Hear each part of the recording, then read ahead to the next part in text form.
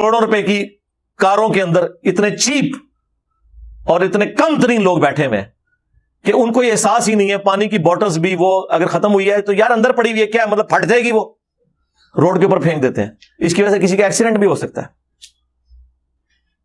اور کتنا کچھ اکٹھا ہوا ہوتا ہے. اچھا, یہی لوگ جب باہر کے ملکوں میں جاتے ہیں, توبہ کرو جی, ادھر سوچ بھی نہیں سکتا کوئی, جرمانہ ہوتا ہے نا. باہر سے آتے ہیں, ایئرپورٹ کے اوپر میں نے کئی لوگوں کو دیکھا ہے, سگریٹ پیا تو ڈبی وہاں پھینک دی, باہر یہ پھینک کے ذرا بتائیں. تو وہ تو ہم ہائی لائٹ کرتے رہتے ہیں, اور ان کو پتا بھی ہے اس چیز کا سینس. خوف خدا ہو نا, دوسروں کا خیال ہو, تو کیا کائنات صرف نبی الاسلام کے لیے بنائی گئی, جیسا کہ عرف عام میں مشہور ہے.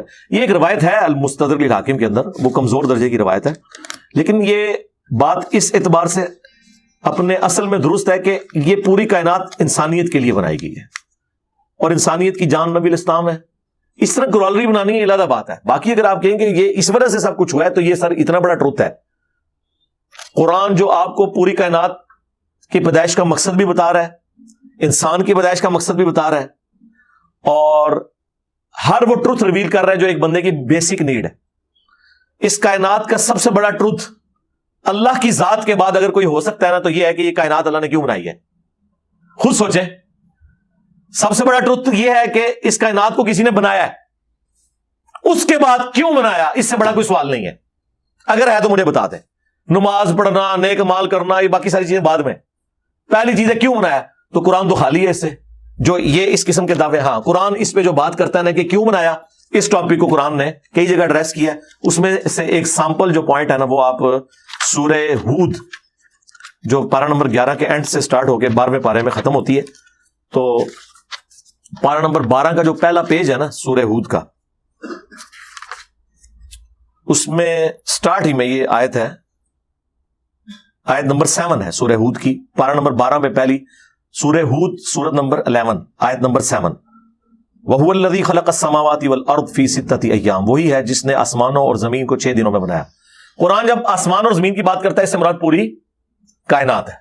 7 آسمان اور زمین, زمین کو اس لیے وہ کہتا ہے کہ یہ میریکل پلانٹ ہے, ورنہ تو یہاں بھی اتنا کچھ ہے, سب کچھ ہے, لیکن آسمان اور اس میں سب سے مرکزی پوائنٹ زمین, اور باقی ساری چیزیں اس کے درمیان جو کچھ. وَكَانَ عَرْشُهُ عَلَى الْمَاءِ, اس وقت اس کا عرش پانی پر تھا. لِيَبْلُوَكُمْ أَيُّكُمْ أَحْسَنُ عَمَلًا, اور یہ اس نے اس لیے آسمان اور زمین کو پیدا کیا, اور ظاہر ہے اس میں تم بھی شامل ہو, تاکہ آزمائے کہ تم میں سے کون اچھے اعمال کرتا ہے. یہ مقصد قرآن نے بتا دیا کہ زمین و آسمان کی پیدائش کا مقصد کیا ہے, انسان خدا کو ارن کرے. آپ دیکھیں آپ کتنے قیمتی ہیں کہ یہ پوری کائنات اللہ تعالیٰ نے آپ کے لیے بنائی ہے اور آپ کو اپنے لیے بنایا ہے. وَمَا خَلَقْتُ الْجِنَّ وَالْإِنسَ إِلَّا لِيَعْبُدُونَ, ہم نے جنوں اور انسانوں کو نہیں پیدا کیا مگر اس لیے کہ فقط اس لیے کہ وہ اس کی عبادت کریں. عبادت سے مراد صرف نماز پڑھنا نہیں ہے, ٹوٹل اوبیڈینس, حقوق اللہ بھی, حقوق العباد بھی. بیرون ملک سے ایک طلاق کا پیپر بھیجنے پہ عورت کو مل جائے جبکہ باقی 2 نہ ملیں, 3 ماہ کا وقت مقرر ہونے پہ ایک طلاق پیپر, اگر تو ایک طلاق لکھی ہے نا اور 3 مہینے کا وقت مقرر نہیں ہوا, یعنی پورا وہ نہیں ہوا, 3 مہینے اس کے سٹارٹ ہوں گے جس وقت اس نے لکھ دی تھی, چاہے ادھر ہفتے بعد ملی ہے, اس کے اندر تو وہ رجوع کر سکتا ہے. رجوع کرنے کے لیے اس کو فزیکلی ٹچ کرنا ضروری نہیں ہے, عورت کو فون کر کے اس کو میسج کر سکتا ہے کہ میں نے تیری طرف رجوع کیا ہے, یہ کافی ہے بول کے بھی. اور اگر 3 مہینے سے زیادہ کا وقت گزر چکا ہے تو پھر نیا حق مہر اور نیا نکاح ہوگا. یہ اس صورت میں اگر 1 یا 2 طلاقیں دی ہیں. اگر ایک ہی پیپر پہ 3 طلاقیں لکھ دی ہیں پھر فارغ, پھر کچھ نہیں ہو سکتا. مغفرت کی دعا میں جنت ملنے اور درجات بلندی کی دعا ہم کرتے ہیں, کیا جنت اور دوزخ میں جانے کے فیصلے مرنے کے بعد ہی ہو جائیں گے یا قیامت کے بعد ہوں گے؟ مرنے کے بعد سے تو سگنل آنا شروع ہو جائیں گے, ہاں, اور الٹیمیٹلی فیصلہ قیامت کے دن ہی ہوگا. بس تیاری کریں آخرت کی. بخاری مسلم حدیث ہے, نبی اسلام نے تشہد میں دعا تعلیم فرمائی ہے, اللہم انی اعوذ بک من عذاب جہنم ومن عذاب القبر ومن فتنۃ المحیا والممات ومن شر فتنۃ المسیح الدجال. اور ام عائشہ سلام اللہ علیہا کہتی ہیں کہ رسول اللہ ہمیں حکم دیتے تھے کہ یہ دعا ضرور پڑھنی ہے تشہد میں, اور ہمیں یہ دعا یاد ہی نہیں کرے گی, ربی جلنی یاد کرا دی صرف, ٹھیک ہے وہ بھی اچھی دعا ہے, لیکن یہ دعا کا تو حکم ہے. حتیٰ کہ مسلم شریف میں تو الفاظ ہیں, طاؤس تابعی کے بیٹے کو انہوں نے کہا کہ اگر تو نے یہ دعا نہیں پڑھی نا تو نماز ہی دوبارہ پڑھ. طاؤس جو ہے عبداللہ ابن عباس کے شاگرد اور امام مسلم نے ان کا یہ فتویٰ نقل کیا ہے مسلم شریف میں اس حدیث کے ساتھ کہ وہ یہ کہتے تھے کہ جو یہ دعا نہیں پڑھتا نا، میرے نزدیک وہ دعا اگر نہیں پڑھی تو نماز دوبارہ پڑھے. خیر یہ مطلب یہ ان کا جو فتویٰ ذاتی ہے، شرعی طور پہ تو جو شخص دروشی پڑھ لیتا ہے اس کی نماز مکمل ہے، لیکن وہ کہتے تھے کہ اللہ کے نبی نے حکم فرمایا تو حکم کو اس طرح اپنے اوپر سوار کرو. شیخ عبد القادر جیلانی کے متعلق آپ کی کیا رائے ہے؟ اہل سنت میں ان کی بہت مثالیں دی جاتی ہیں. میرے بھائی مجھے تو کوئی کسی کے ساتھ کوئی انٹرسٹ نہیں ہے. شیخ عبد القادر جیلانی رحمۃ اللہ علیہ سے پہلے 500 سال کے مسلمان ہیں جو ان سے بہت بڑے ہیں، ان کی دین کے لیے کنٹریبیوشن بھی ان سے زیادہ ہے.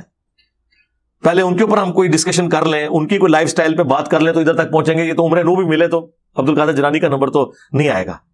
امام بخاری، امام مسلم کی بایوگرافی نہیں ہم نے ابھی تک بیان کی، جن کے اوپر پوری امت کھڑی ہوئی ہے.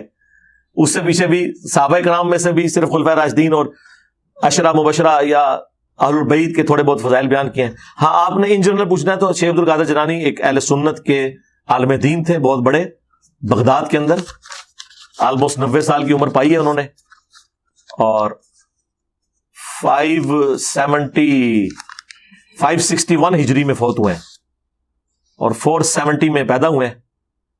اور باقی یہ جو پیری مریدی کے جو سلسلے ان کی طرف منسوب ہیں، ان کو اہل حدیث بھی مان رہے ہوتے ہیں، ان کو دیوبندی بریلوی بھی مان رہے ہوتے ہیں، ان کی نہیں مان رہے ہوتے، یہ علیحدہ بات ہے. ان کی جو کتاب دنیا میں جو ان کا تعارف ہے غنیت الطالبین، اس میں تو نماز کا طریقہ بخاری مسلم کے مطابق انہوں نے لکھا ہوا ہے، رکوع میں جاتے وقت، رکوع سے اٹھتے وقت رفع الیدین کرنا. ان کے نام پہ لوگ 11ویں کھا رہے ہیں، لیکن وہی عبد القادر جیلانی نے نماز کا طریقہ کیا لکھا ہے یہ کوئی بتانے کے لیے تیار نہیں ہے. پوری دنیا میں تصوف جس بندے کے اوپر کھڑی ہوئی ہے ان میں سے ایک یہ بندہ ہے، اور ان سے بھی پہلے امام غزالی ہوئے ہیں، وہ 505 ہجری میں فوت ہوئے ہیں. یعنی علمی کنٹریبیوشن تصوف میں سب سے بڑی اگر کسی بندے کی ہے تو وہ امام غزالی ہیں، جنہوں نے احیاء العلوم لکھی، کیمیاء سعادت لکھی، منہاج العابدین لکھی، مکاشفۃ القلوب لکھی. تصوف کی ساری ٹیکسٹ بکس عموم جو دنیا میں ٹرانسلیٹ ہوئی ہیں اور مانی جاتی ہیں وہ امام غزالی کی لکھی ہوئی ہیں. انہوں نے بھی نماز کا طریقہ جو ہے کیمیاء سعادت میں، احیاء العلوم کے اندر وہی لکھا ہے جو بخاری مسلم میں ہے، رفع الیدین کے ساتھ. بس نام بزرگوں کے لیتے ہیں، کام میں نہ بزرگوں کے خلاف نے کہتے ہیں مکھیاں مار دینے تو تھوڑے سارے بزرگ مکھیاں مار دے رہے ہیں. مور اور سانپ کیا جنتی ہیں؟ مطلب جنت سے آئے ہیں؟ سرکار ہمیں تو یہ پتا ہے کہ ہم جنت سے آئے ہیں. ابھی میں اگلے دن ذرا گھر لیٹ پہنچا تو میری بیوی مجھے کہتی ہے کدھروں آ رہے ہو؟ میں جنت تو آئے ہیں، کوشش کر رہے ہیں کہ دوبارہ جنت پہنچ جاواں. اسی کوشش بھی میں راتی لیٹ آیا ہوا. ٹھیک ہے، تو یہ انسان جنت سے آیا، باقی ہو سکتا ہے یہ چیزیں بھی آئیں، اس سے کیا فرق پڑتا ہے؟ سارے اللہ کی مخلوقات ہے. بہرحال جنت میں جو جانا ہے نا وہ انسانوں نہیں جانا ہے. جنت انسانوں کی پراپرٹی ہے، ہمارے ابا جی کی پراپرٹی ہے. انشاءاللہ کوشش کریں گے تو پہنچ جائیں گے. بوڑھے مسلمان کو بخش دیا جائے گا، کیا یہ صحیح ہے؟ بڑا کچھ ملتا ہے جی بوڑھوں کے بارے میں، تو وہ دوسری سائڈ کا ہی ملتا ہے. یہ ٹھیک ہے، ابو داؤد میں حدیث ہے کہ جس کی داڑھی سفید ہو جائے تو اللہ تعالیٰ اس سے حیا فرماتا ہے. اس کا یہ مطلب نہیں ہے کہ کام چک کے رکھے، ہاں یہ نہیں ہے. اسلام میں جس کی داڑھی سفید ہوئی، مراد یہ کہ اللہ تعالیٰ اس کو رسپیکٹ دیتا ہے کہ اس نے اپنی جوانی سے لے کے بڑھاپے تک مجھے رسپانس کیا ہے. یہ نہیں ہے کہ کام چک کے رکھا ہے. خالی مسلمانوں کے گھر پیدا ہوا ہے اور داڑھی کالی سے سفید ہوگی تو اب جنتی ہو گیا. اس حدیث کا یہ مطلب ہی نہیں تھا. مراد یہ کہ اللہ تعالیٰ خوش ہوتا ہے ایسے بندے سے کہ دیکھو اس نے جوانی سے میری عبادت شروع کی، میرے تابع فرمان رہا، میرے نبی صلی اللہ علیہ وآلہ وسلم کا مطیع رہا، حتیٰ کہ اس پہ بڑھاپا آ گیا، یہ میرا بندہ بن کے رہا. تو اللہ تعالیٰ اس سے حیا فرماتا ہے کہ ہاں اب دنیا میں اس نے مجھے رسپانس کیا، اب جب میرے پاس آئے گا نا تو میں اسے حیا کروں گا کہ اس نے میرے لیے زندگی گزاری ہے تو میں اسے بخش دوں گا. یہ مانا تھا اس کا. اس میں یہ تو نہیں ذکر کہ اگر کوئی بندہ جو ہے وہ جوانی سے لے کے بڑھاپے تک گناہ کرتا رہے اور داڑھی سفید ہو جائے، لگا داڑھی سفید ہوگی، لا تیرے پچھلے سارے معاف ہو گئے. یہ اس کے اوپر قرآن و سنت کا مقدمہ کھڑا ہوا ہے، اس طرح نہیں ہے.